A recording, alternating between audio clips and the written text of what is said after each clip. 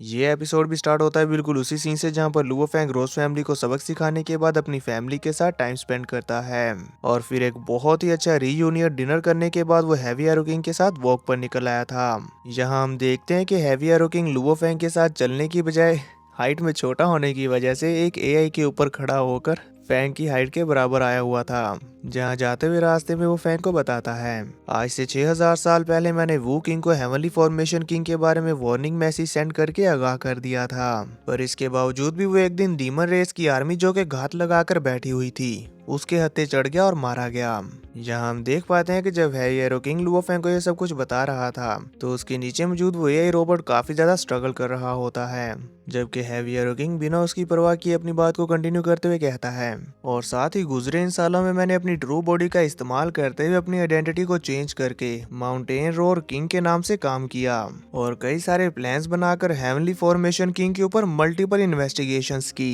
जिनसे मुझे ये मालूम हुआ कि हेवनली फॉर्मेशन किंग पहले भी अपने कई सारे साथियों को ऐसे धोखेबाजी से मार चुका है और हर बार जब भी वो ऐसा करता है तो वो इस मैटर को बहुत ही क्लीनली हैंडल करता है और इस तरह के मैटर में इन्वॉल्व किसी भी बंदे को जिंदा नहीं छोड़ता और ना ही आज तक उसके हाथों से कोई बचकर निकल सका है। यही रीजन है कि आज तक उसकी सच्चाई किसी के भी सामने नहीं आ सकी। हैवी एरो किंग की बात के कंप्लीट होते साथ ही हमें देखने को मिलता है कि वो एआई रोबोट जिसने कि उनका वजन उठा रखा था वो बेचारा अपना दम तोड़ देता है और नीचे गिर गया था, जिसके चलते हैवी एरो किंग भी बुरी तरह से जमीन पर गिरते हैं, जो देखकर लुओ फैंग हल्का सा मुस्कुरा देता है और अपनी वॉक को कंटिन्यू रखता है। तो हैवी एरो किंग भी जल्दी से खुद को संभालते हुए फिर से लुओ फैंग के साथ चलने लग गया था। तो अब फैंग उससे कहता है वो सिर्फ इस तरह की घटिया चालें चलने की हिम्मत करता है, अब क्योंकि उसने मुझसे पंगा लिया है और मुझे उकसाया है, अब वो बच नहीं पाएगा। फैंग के इतना कहते ही सीन कट हो जाता है और फिर हमें दिखाया जाता है सीधा स्टार टावर का व्यू, जहां फैंग हैवी एरो किंग के साथ स्टार टावर के कॉन्शियसनेस वाले हिस्से में आ जाता है और उसे हेवनली फॉर्मेशन किंग का एक होलोग्राम दिखाते हुए कहता है,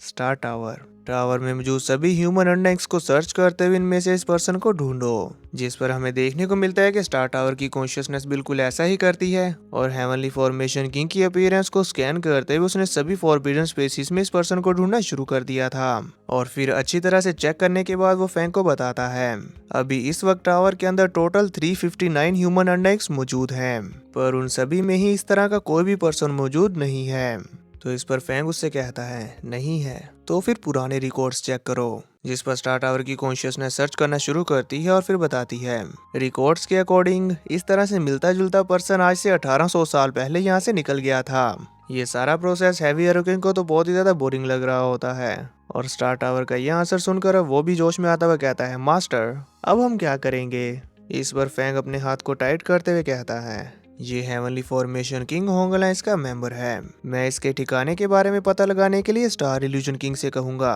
वो यकीनन इसकी लोकेशन ढूंढ लेगी, लेकिन इससे पहले कि हम हेवनली फॉर्मेशन किंग को कन्फ्रंट करें मैं नहीं चाहता कि उसे पकड़ने में हमसे कोई भी गलती हो, इसीलिए पहले हमें अपनी कॉम्बैट स्ट्रेंथ बढ़ाने की जरूरत है। फैंग की ये बात सुनकर हैवी एरो किंग फौरन से आगे आते हुए कहते हैं, तो इसके लिए हम किससे मदद मांगेंगे। फैंग कहता है, टावर के अंदर मौजूद अलग अलग रेसिस के अनडाइंग से, अब एक जबरदस्त शिकार शुरू होने वाला है। फैंग के इतना कहते ही सीन कट हो जाता है, हमें दिखाया जाता है कि heavy arrow king forbidden space के अंदर एक बहुत ही खतरनाक डीमन के साथ फाइट कर रहा होता है और यहाँ फैंग के सामने भी एक फ्लाइंग अनडाइंग मॉन्स्टर होता है जो कि जोर से रोर करते हुए फैंग के ऊपर एक स्पिरिचुअल अटैक कर देता है, जिसके चलते उस अनडाइंग बीस्ट की सोल सीधा लुओ फैंग की बॉडी के अंदर जाते हुए उसके कोर को नुकसान पहुंचाने वाली थी, पर तभी हमें देखने को मिलता है कि बीस्ट गॉड की सोल ने लुओ फैंग के कोर को बचा लिया। इसकी वजह से उस अनडाइंग मॉन्स्टर को काफी बड़ा बैकलैश झेलना पड़ गया था, पर फिर भी वो जल्दी से खुद को संभाल लेता है। पर इतने में ही लुओ फैंग अपने स्टार मैप का इस्तेमाल करते हुए उसके अंदर से कुछ सील्स को बाहर निकाल कर इस मॉन्स्टर के ऊपर अटैक करने के लिए भेज देता है,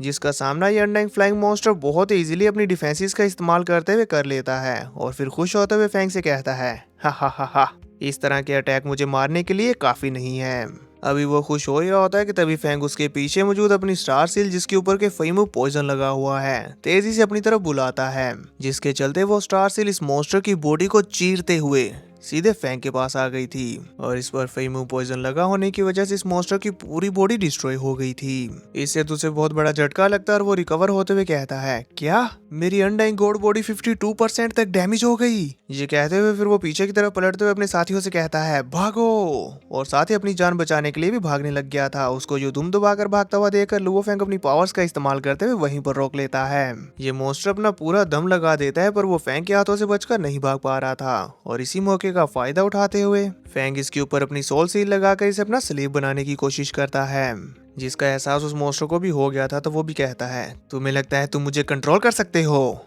नहीं, कभी नहीं। इससे अच्छा मैं मरना पसंद करूंगा। और फिर वो खुद को सेल्फ डिस्ट्रक्ट कर देता है। अभी भी उसके सेल्फ डिस्ट्रक्शन की पावर इतनी ज्यादा थी कि उसने बहुत सारी जगह को तबाह करके रख दिया था। पर फैंग तो इसकी डिस्ट्रक्शन से अपने क्योटिक विंग्स का इस्तेमाल करते हुए इजीली बच जाता है। पर इस अनडाइंग मॉन्स्टर की डिस्ट्रक्शन की वजह से इसी के ही बहुत सारे साथी मारे गए थे। पर फैंग को इससे कोई फर्क नहीं पड़ता। इसके बाद वो अपने नेक्स्ट टारगेट की तरफ बढ़ने लग गया था और फिर हमें देखने को मिलता है कि एक के बाद एक उसकी कई सारे अनडाइंग्स के साथ फाइट होती है, जिन फाइट्स को हमें फास्ट फॉरवर्ड करके दिखाया जा रहा था और साथ ही साथ वॉइस ओवर के थ्रू फैंग हमें बताता है हेवनली फॉर्मेशन किंग जो कि सोल अटैक्स में एक्सपर्ट है, उसके अगेंस्ट बैटल की तैयारी में मैंने भी अपने न्यू स्लेव्स को पिनिकल किंग लेवल से ऊपर के सोल मास्टर्स के तौर पर चूज करने पर फोकस किया और उन्हें टारगेट करके आजमाना शुरू कर दिया। इसी के साथ साथ मैं अपने स्टार मैप की पावर को भी एक्सप्लोर करता रहा और फिर कई सारे फेलियर्स के बाद आखिरकार मैं पहले पावरफुल एक्सपर्ट को सबड्यू करने में सक्सेसफुल रहा। जब फैंग हमें ये बता रहा होता है तो हमें देखने को मिलता है कि फैंग ने हैवी एरो किंग के ही लेवल के एक और पर्सन को अपना स्लेव बना लिया है, जिसका के नेम है सोल फॉर्ज किंग। यहाँ फैंग कहता है, अब सोल फॉर्ज किंग को हमारी टीम में ज्वाइन कर लेने के बाद हमारा हंटिंग सक्सेस रेट तेजी से इम्प्रूव हुआ और फिर अगले 1 महीने में मेरे सर्वेंट्स बढ़कर 9 हो गए। इसी के चलते ब्लेड रिवर किंग की रेपुटेशन दूसरी रेसिस के वॉरियर्स को मारने की वजह से और भी ज्यादा बढ़ गई और ये न्यूज यूनिवर्स में आग की तरह फैली। लेकिन इस वजह से और भी ज्यादा पावरफुल और एम्बिशियस वॉरियर्स यहाँ अट्रैक्ट होते हुए आने लगे। मेरे 9 सर्वेंट्स में से सोल फॉर्ज किंग के पास सबसे ज्यादा स्ट्रॉन्गेस्ट सोल एबिलिटी है। हैवी एरो किंग को मैं पहले ही पर्पल बेल दे चुका हूँ और वाटर किंग, उसका कॉम्बैट स्टाइल मेरे न्यू हासिल किए हुए सुप्रीम ट्रेजर के लिए सबसे ज्यादा सूटेबल है, जो कि है आइस थ्रेड नेट, और इसीलिए मैंने अपने इन तीनों स्लेव्स को अपनी कोर फोर्सेस बना लिया। इसी के साथ फैंग का वॉइस ओवर खत्म होता है और हमें दिखाया जाता है कि फैंग अपने स्पेसशिप के अंदर फ्लाई करता हुआ यूनिवर्स में जा रहा होता है। यहाँ वो ध्यान लगाकर मेडिटेट कर ही रहा था कि तभी उसके रिस्ट डिवाइस पर एक कॉल आती है, जो कि किसी और की नहीं बल्कि स्टार इल्यूजन किंग की थी। वो फैंग से कहती हैं, यांग, मैंने हेवनली फॉर्मेशन किंग के कोऑर्डिनेट्स के बारे में पता लगा लिया है। इस पर तो फैंग भी फौरन से इविल्स की तरह मुस्कुराता है क्योंकि उसने पहले से ही सारी तैयारी कर ली है। तभी स्टार इल्यूजन किंग आगे बताती हैं, हेवनली फॉर्मेशन किंग इस वक्त 7 बैटलफील्ड की सबसे ज्यादा dangerous place twin vortex domain में है। कोऑर्डिनेट्स मिलते साथ ही फैंग तेजी के साथ अपने स्पेसशिप को उस तरफ बढ़ाते हुए हेवनली फॉर्मेशन की तरफ बढ़ने लग गया था। तभी सीन चेंज होता और हम ट्विन वोर्टेक्स के अंदर एक प्लेनेट के ऊपर हेवनली फॉर्मेशन किंग को देखते हैं, जो कि अपने कुछ डीमन साथियों के साथ वहां मौजूद था।